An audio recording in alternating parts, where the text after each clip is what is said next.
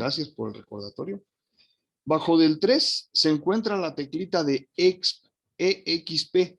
Entonces, teclas que vamos a utilizar, EXP, logaritmo, símbolo de menos entre paréntesis, shift o segunda función y el signo igual. Con esas son las teclas con las que vamos a trabajar. Obviamente, las numéricas también para poner las cifras, ¿sí? Pero con eso es lo que vamos a estar trabajando, ¿sí? Entonces, sugerencia, hay que descargar la calculadorcita para que se nos haga muy, muy fácil trabajar en esto, ¿sí?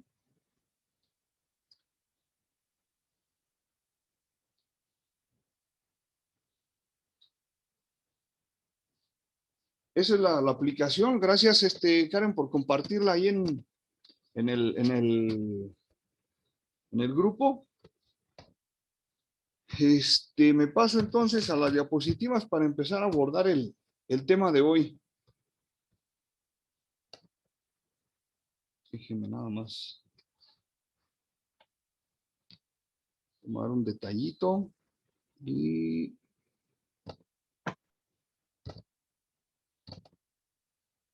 me paso aquí. Ok, ya estamos ahí en diapositivas.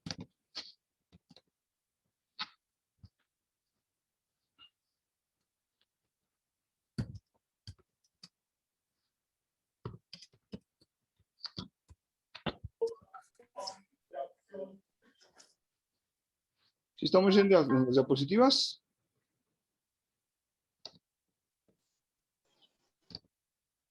Sí. Okay. Me dijo, profe.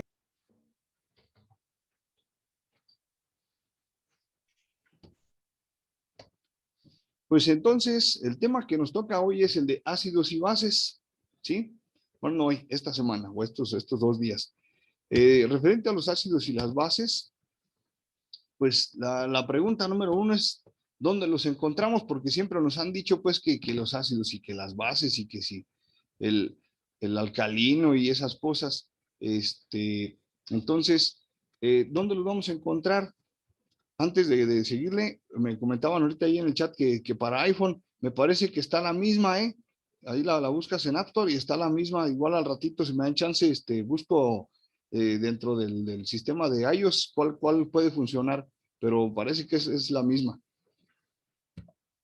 Pues los vamos a encontrar en muchos alimentos y productos con los que nosotros tenemos contacto, por ejemplo, los cítricos, ¿sí? Tenemos el limón, la toronja, la naranja, la mandarina, y ahí está la moleculita del ácido cítrico, ¿sí? Que es de los que consumimos, ahí tenemos un ácido.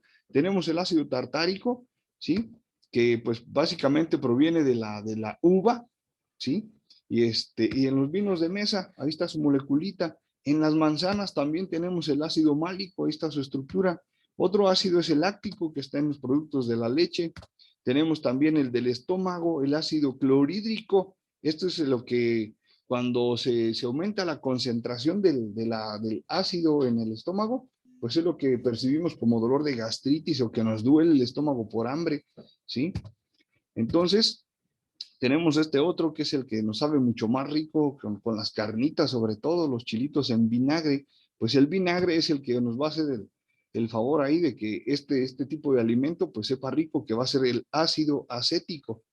Referente a las bases, pues tenemos el espléndido que nos toca utilizar para limpiar la cocina, la estufa sobre todo, que va a ser el hidróxido de sodio, ¿sí? Nosotros lo conocemos como sosa cáustica, ¿sí? O el mentado Easy Off, ¿sí?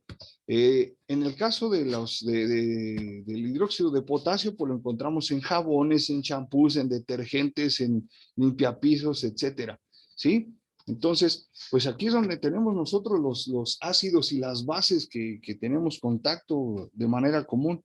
Algunos de ellos, todavía tenemos muchos más, pero pues ya no se alcanzaría a percibir mucho en la diapositiva. ¿Alguna pregunta hasta aquí? No, profe. Ok, entonces ya sabemos qué es lo que nos estamos llevando a la boca, qué nos estamos comiendo, qué estamos tocando. Sí, ya tenemos idea de algunas cosas. Para que luego no digan, ¿y eso para qué me va a servir? ¿Sí? Bueno, los ácidos, ¿qué características tienen? En disolución acuosa, pues tienen un sabor agrio, ya lo vimos con el agua de limón cuando no le ponemos azúcar, Hay una pruebita que se hace con el papel tornasol, hay papel tornasol rojo y hay papel tornasol azul. En el caso de los ácidos, tiñen de rojo el papel azul, ¿sí? Los ácidos van a reaccionar con metales, como los del grupo 1A y 2A, ¿sí? Y como están en disolución acuosa, van a desprender hidrógeno. Van a neutralizar a las bases y originan iones hidrógeno. En comparativa con las bases en disolución acuosa tienen un sabor amargo. El papel tornasol lo tiñen de azul, ¿sí? El que se utiliza como rojo, tienen un aspecto jabonoso, neutralizan a los ácidos y originan iones hidroxilo u oxidrilo, pero comúnmente nosotros le decimos pues iones OH, va más rápido, ¿sí? Entonces aquí tenemos la muestra de las pruebitas, ¿sí? Entonces en lo general nos vamos a referir aquí en estas diapositivas, los ácidos en rojo, las bases en azul, ¿sí? Tenemos dos terminitos que van a estarse ocupando aquí en este tema, que va a ser la disociación. ¿Qué es la disociación? Pues va a ser la formación de iones positivos y negativos. ¿Por qué? Porque se van a romper enlaces de tipo covalente polar. Entonces, al romperse los enlaces covalente polar, se separan los átomos o se separan en fracciones de radicales y esto nos va a generar iones positivos o negativos. Aquí tenemos el caso del ácido clorhídrico, ¿sí? Al someterlo a disolución, pues se va a separar. Cuando se pone el ácido clorhídrico en disolución acuosa, se rompe el enlace, ¿sí? Y se va a separar en ion cloro y ion hidrógeno, pero como estamos hablando del agua, sucede lo siguiente. El ácido clorhídrico en combinación con el agua, pues se rompe este enlace covalente, ¿sí? Y lo que va a suceder es que ahora este, este átomo de hidrógeno se vino a unir aquí donde el agua. Y ahora tenemos iones hidronio, ¿sí? Un ion hidronio y un ion cloro. Entonces, recuerden, esto surge por la ruptura del enlace covalente polar. Una disociación, entonces, es donde se rompen enlaces covalentes polares para formar iones positivos y iones negativos. ¿Alguna pregunta con este?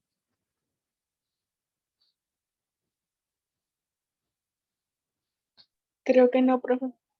Ok, bien, le damos entonces. Tenemos ahora otro detallito, la ionización. Es muy similar a la disociación, solamente que aquí la clave está en que para que se separen esos iones, pues va a tenerse que romper un enlace iónico. En la disociación era enlace covalente polar. En la ionización va a ser enlace iónico, ¿sí? Y entonces, pues tenemos una sustancia que se va a poner en disolución, la sal, el cloruro de sodio. Están unidos porque el sodio le cede un electrón al cloro. Entonces aquí tenemos un enlace entre sodio y cloro. Pero al agregarle agua, este se rompe. Al romperse este enlace, pues se separan y quedan el ion sodio, ¿sí? Y el ion cloruro. Entonces se rompieron los enlaces, se generaron los iones, pero el enlace que se rompió era un enlace iónico, ¿sí? ¿Alguna pregunta con este de ionización? No, profe. Ok, entonces nos vamos a lo siguiente. En cuanto a ácidos fuertes y débiles y bases fuertes y débiles, tenemos lo siguiente. En el caso de los ácidos, pues va a tener la condición de que contienen iones hidrógeno, ¿sí? Los débiles, pues no presentan tan alta concentración de iones hidrógeno, ¿sí? ¿Quiénes pueden ser? El ácido carbónico y el ácido acético, ¿sí? De casualidad, alguien que le ha tocado trapear y utiliza cloro por error o alguna condición, les ha tocado que les chorrea cloro en las manos y las manos las traen mojadas o el puro clorito les toca las manos. ¿Les ha pasado eso? Sí, A ver, platícanos, ¿qué sentiste, qué percibiste cuando te sucedió eso? se me resecaron las manos y aparte se sentían como bien resbalosas y era bien difícil que se quitara con el agua. ¿Y no sentías así como un cambio de temperatura? Ah, sí, se siente más caliente. Se sentía calientito, ¿verdad? Bueno, pues eso que ese contacto que tú tuviste no era cloro como tal, sí, era ya una formación de ácido clorhídrico. ¿Por qué? Porque era agua, ya mezclada con cloro, sí. Entonces, eso es un ácido más fuertecito. ¿Te ha sucedido lo mismo con el vinagre? No, ahí sí no. No, bueno, en el caso del vinagre, pues no es igual de agresivo, no se percibe. Incluso muchas personas lo utilizan como un antiséptico en los pies, ¿sí? Se dan sus bañitos de vinagre que para evitarse los hongos y que estén sus piecitos sanos y todo eso son muy escrupulosos, pero no se percibe igual, ¿sí? Entonces, ahí es donde comprobamos el nivel podemos decirlo, de presencia de iones hidrógeno en el caso del cloro contra el ácido acético, ¿sí? Entonces, ese es un ácido fuerte, presenta altos niveles de concentración de hidrógeno, ¿sí?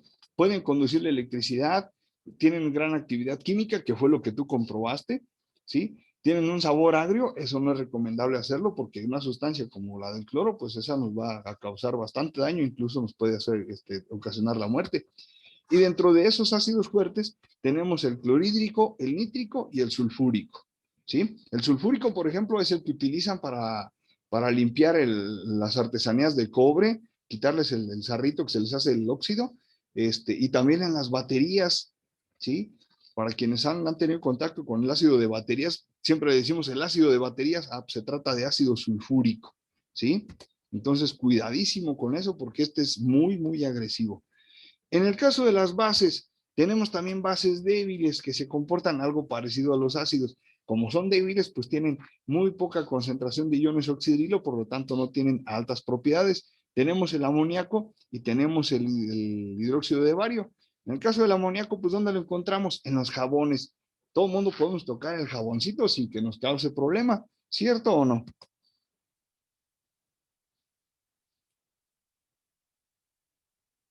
Sí. Creo que sí. Bueno, y en el caso de las bases fuertes, ¿dónde las encontramos? Ese limpiador para estufas, eh, ¿cómo quien le ha tocado ver a alguien que esté limpiando la estufa, lo hace así a lo macho, sin protección o utiliza alguna protección? Guantes. Usan unos guantecitos, ¿verdad? ¿Por qué? Porque si les cae y se queman, lo que hace es que es abrasivo, entonces causa una irritación muy rápida, tiene una gran actividad química. También en disolución acuosa pueden conducir la electricidad porque forman iones, ya vimos ahorita en las ecuaciones pasadas, y son muy jabonosas, tienen una textura así dice uno está como resbaloso, pero se dice la consistencia es jabonosa, ¿sí? ¿Y quiénes pueden ser? Pues el hidróxido de potasio y el hidróxido de sodio. Sí, una de las pruebas que podemos nosotros hacer en casa, en algún caso de que nos tocara, es que si se tapa alguno de los drenajitos, por ejemplo, normalmente en los lavabos o los fregadores, lo que hacen es mandarnos a la ferretería y pedir sosa cáustica y nos dan una bolsa como de a kilo que parece como sal de grano y lo que vamos a hacer es vaciársela al drenaje y abrirle al agua. Inmediatamente que entra en disolución con el agua, el hidróxido de sodio, empieza a calentarse, empieza a generar su reacción química exotérmica y a destruir lo que se encuentra ahí provocando la taponadura. Es por eso que se utiliza ese componente para destapar el drenaje, ¿sí? ¿Alguien le ha tocado hacer ese tipo de función?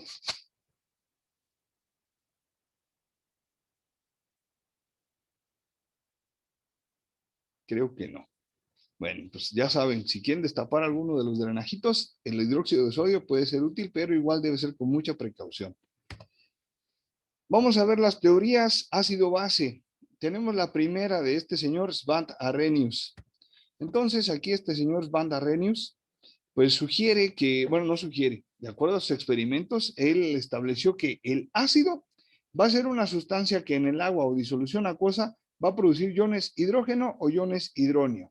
Y para eso, pues tenemos aquí esta ecuacióncita, tenemos el ácido clorhídrico, que al someterlo en disolución acuosa, pues se va a descomponer en iones hidrógeno y cloro. O bien, tenemos aquí el caso de la base. Ahora la base va a ser lo contrario. Va a ser la que en disolución acuosa produzca iones hidroxilo, ¿sí?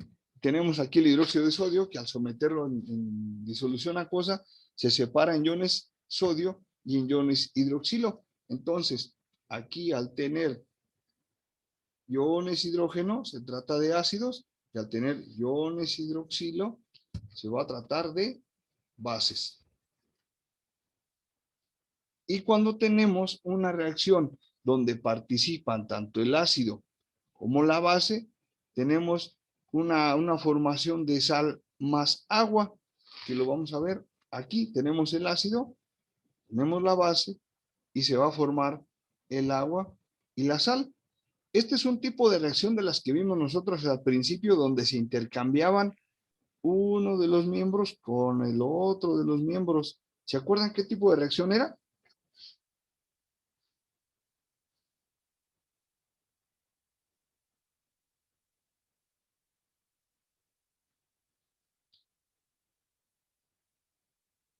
Se trataba de una doble sustitución, ¿sí? Y entonces eso es lo que nos vamos a referir nosotros como una reacción más adelante que le conocemos como de neutralización, ¿sí? Preguntas con la teoría de Svante-Arrhenius de qué es un ácido y qué es una base. No. Ok. Ahora vamos a ver otra teoría, la de Bronsted y Lowry. Aquí Bronsted y Lowry establecieron que ácido, ojo, va a ser la especie, ya sea ion o molécula, que dona protones, ¿sí? O iones hidrógeno. Y la base va a ser la especie que acepta estos protones, ¿sí? Ya no es como el anterior que era el que producía iones hidrógeno y el que producía iones hidroxilo, ¿sí? Ahora en este caso, el ácido va a donar protones y la base va a aceptar protones.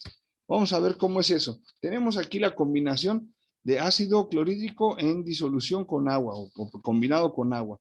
¿Qué va a pasar? Pues que en este caso el ácido, que es el clorhídrico, va a donar electrones. ¿Sí? ¿A quién va a donar? Pues al hidrógeno, ¿sí? ¿Y a dónde lo va a donar? Pues a la base, que en este caso va a ser el agua, que va a aceptar este hidrógeno. ¿Sí se comprende este ejemplo? Sí, profe. Ok. Tenemos otro.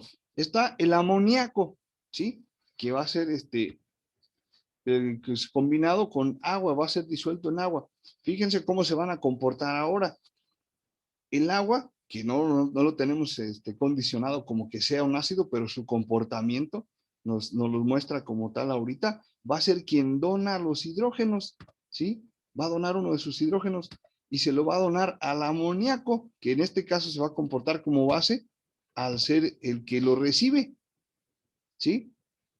Ahí tenemos cómo nos muestra Bronsted y Lowry quién es el ácido y quién es la base, ¿sí? Entonces recuerden, ácido dona los protones, base recibe o acepta los protones. ¿Estamos de acuerdo entonces hasta aquí? Profe, Sí. ¿Y cómo sabes si uno es base y otro es ácido? No escuché eso bien. Ok. Bueno, eso está marcado aquí arribita, mira. Aquí nos dice quién es ácido y quién es la base. Tú dices, sí, pero yo nada más voy a regresarme para que lo veamos desde acá a aquí. Tú dices, ¿y quién es quién? Pues primero, desde el nombre te va a indicar quién es el ácido, ¿sí? La estructura. Dices HCl y H2O, ok. Aquí sabemos que el oxígeno no produce ácidos, ¿sí? Como en el caso de otros metales, como el caso del cloro, el bromo, el yodo, y el flúor, ¿sí? Entonces, ¿esto dónde lo aprendimos? En nomenclatura química inorgánica, ¿sí? Desde allá ya nos decían quiénes se combinaban y qué tipo de compuestos formaban, ¿sí? Tenemos otra formación de ácidos. Cuando se combina hidrógeno con no metales, en este caso se combina agua con un óxido no metálico, ¿sí? Al combinarse agua con un óxido no metálico se formaba el oxiácido. Por ejemplo, el ácido sulfúrico, que sería, déjame te escribo la formulita para que nos entendamos de qué estamos hablando. Si por ejemplo era el SO2,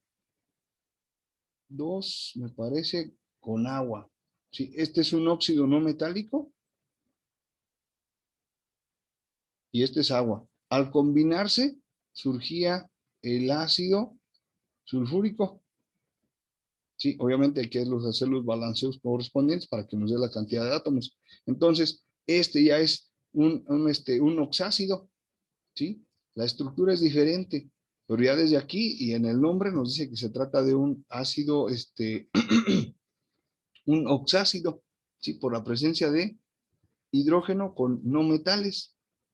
¿Sí? Desde ahí es donde ya nosotros nos damos cuenta de quién es el ácido y quién va a ser la base, ¿sí? Entonces, aquí ácido va a ser el clorhídrico, porque es el que va a donar el protón, y la base lo va a recibir, que en este caso pues va a ser el agua. Sí, ¿quién me preguntaba? Sí, sí lo entendí. Ok, gracias. Nos vamos entonces a la siguiente. Esta teoría es la de Gilbert Newton Lewis, pero acá en el ambiente comercial pues lo conocemos más como la teoría de ácidos y bases de Lewis, ¿sí? Y para Lewis dice que el ácido va a ser la sustancia que puede aceptar pares de electrones. ¿Se acuerdan que ahorita en la de Bronsted y Lowry decía que ácido era el que donaba? ¿Sí? Entonces, ojo, aquí con Lewis es el que puede aceptar pares de electrones, ¿sí? No iones hidrógeno, sino pares de electrones, ¿sí? Y como le gustaban los electrones, decía que son amigos de los electrones o electrófilos. Y la base va a ser la sustancia que done, ¿sí? O pueda ceder ese par de electrones. ¿Por qué? Porque a las bases les interesa estar cerca del núcleo. Entonces, pues decide compartir los electrones, pero para estar cerca del núcleo, ¿sí? Y tenemos este ejemplo. Tenemos aquí el amoníaco, ¿sí? Que se va a combinar con el trifluoruro de boro. Y ojo, el par de electrones, ¿sí? Del amoníaco, ¿sí? Los va a donar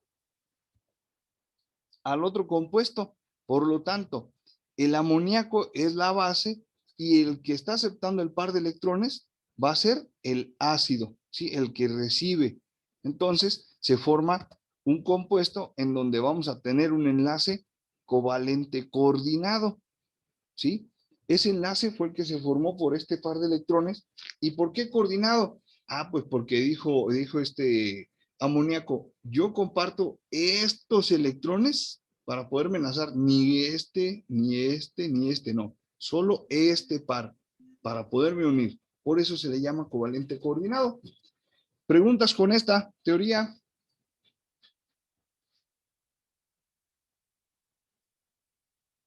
¿Sí se entendió? Sí. Ok. Entonces, nos vamos a este otro término, la neutralización. Neutralizar, vamos a entenderlo como que es ya cuando se les quita como una velocidad a algo, como que ya lo tenemos en cero, tenemos controlado. Y se va a tratar de una reacción entre un ácido y una base, ¿sí? Que se presenta cuando hay cantidades similares, equivalentes, tanto del ácido como la base. Y el resultado, pues, va a ser la formación de sal y agua, que fue la que nos mostraron en la teoría ay, señor, se me fue. El primero que vimos, se me fue. Arrhenius. Tenemos entonces la combinación de ácido clorhídrico y hidróxido de sodio, donde se va a formar la sal, cloruro de sodio y el agua, ¿sí? Tenemos otra combinación, ácido sulfúrico, hidróxido de potasio. Se van a combinar y entonces se va a formar la sal de sulfato de potasio y el agua. Los productos de estas reacciones van a ser sustancias neutras, debido a que ya no van a tener una condición de acidez o basicidad, se les va a llamar neutras y el proceso, la neutralización, ¿sí? ¿Preguntas con neutralización?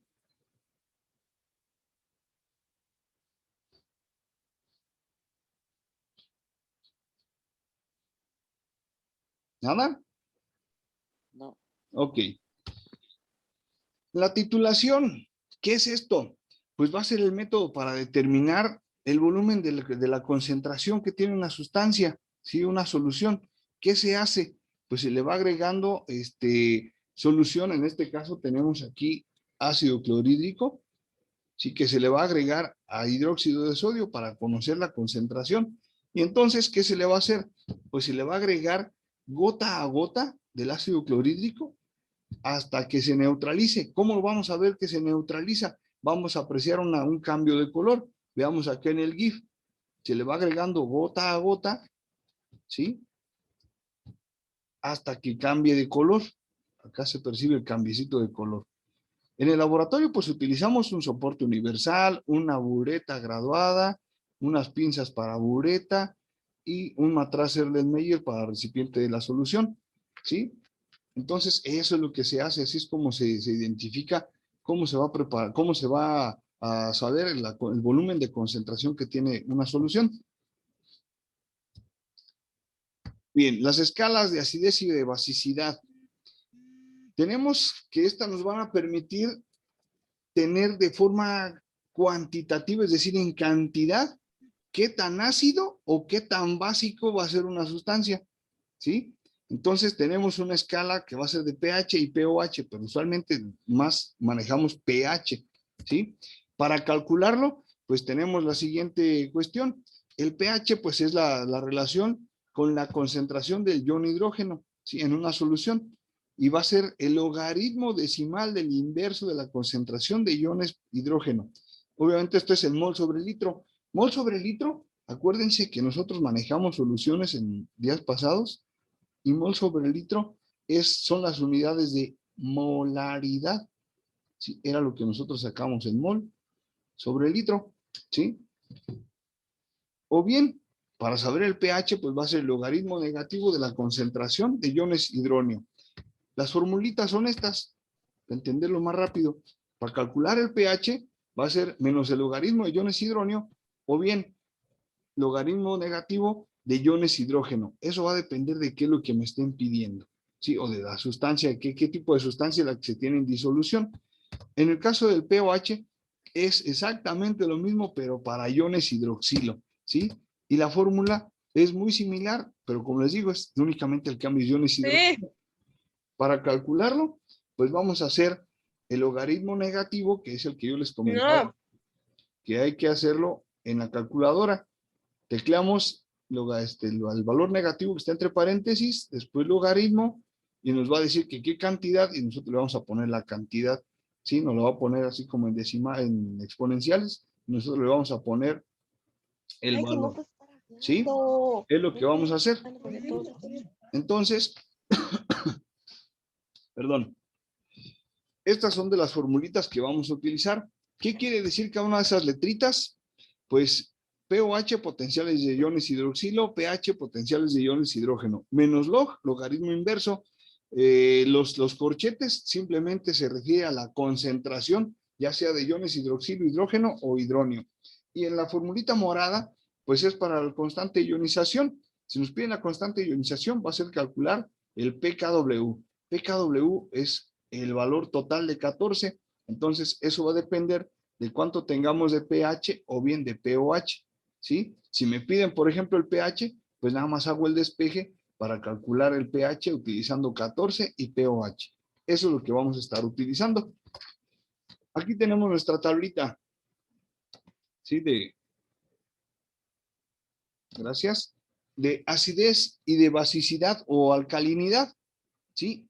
Va a ir de 0 a 14, ¿sí? Teniendo al 7 como neutral, ¿sí? Todo lo que esté en pH de 7 es neutro, ¿sí? Todo lo que salga del 7 hacia abajo va a ser ácido, todo lo que vaya del 7 hacia arriba va a ser básico o alcalino. Y aquí tenemos algunos ejemplos, ¿sí?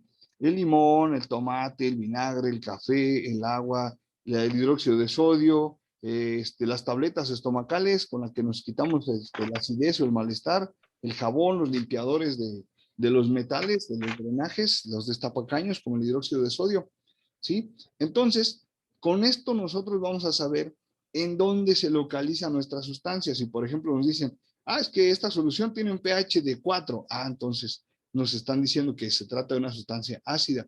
No, que el pH es de 9.3, estamos de este lado, va a ser una sustancia alcalina, ¿sí? Entonces, para esto nos sirve el pH. Por ejemplo, vean, la sangre es básica porque no está en 7, está en 8, es casi neutral, ¿sí? Pero no tanto. En el caso de otra sustancia en el organismo, pues el ácido clorhídrico, ese está como por aquí, está como en 2 o 3, ¿sí? Ya está en básico, perdón, en ácido, ¿sí? ¿Preguntas hasta aquí? No, profe. Ok, bueno, pues vamos a dejar hasta aquí la sesión.